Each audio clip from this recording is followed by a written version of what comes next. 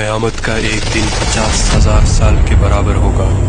انتظار کرتے کرتے پریشان ہو جائیں گے اور پناہ مانگیں گے کہ کب سوال و جواب شروع ہوگا۔ ایک لمبے انتظار کے بعد اللہ کا حکم جاری ہوگا۔ اللہ اپنے فرشتوں پر حکم ظاہر کرنا شروع کر دے گا۔ 70,000 فرشتے جہنم کو لے کر آ رہے ہوں گے۔ یہ منظر اتنا بھیانک ہوگا کہ سب کے سب چیخیں نکل جائیں گی۔ تمام آدمزاد کے ہاتھ میں ایک کتاب دی جائے گی جس میں ان کی نیکی اور برائی لکھی ہوگی۔ اس کے بعد سوال و جواب کا سلسلہ شروع ہو جائے گا۔ انسان اگر جھوٹ بولنے کی کوشش کرے تو اس کی زبان بند کر دی جائے گی۔ انسان کے ہاتھ، پیر، آنکھ سب گواہی دیں گے۔ ہر وہ چیز جو انہوں نے پوری زندگی کی ہے سب سے پردہ ہٹ جائے گا۔ وہ دن یوں بھیانک ہوگا کہ کوئی بھی بچ نہیں پائے گا۔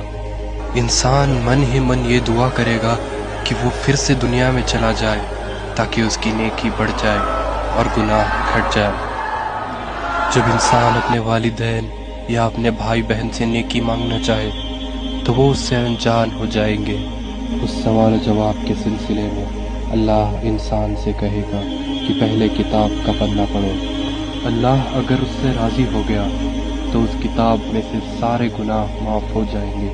روز محشر میں ایک ترازو ہوگا جس میں فرشتے انسان کی نیکیاں اور گناہ لکھیں گے۔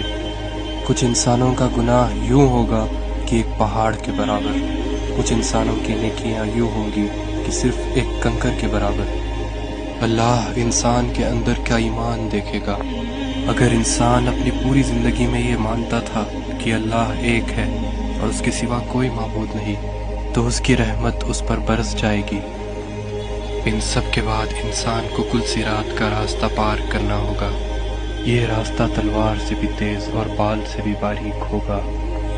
جس کے اخلاق اچھے ہو اور ایمان تیز ہو ان کے لیے یہ راستہ آسان ہوگا، اور جس کا ایمان کمزور تھا وہ سیدھا جہنم میں جائے گا۔ کل صراط پار کرنے کے بعد اللہ کا حکم ہوگا کہ لوگوں میری جنت میں داخل ہو جاؤ۔ یہ خوبصورت جنت جہاں پر دودھ کی ندیاں بہہ رہی ہے۔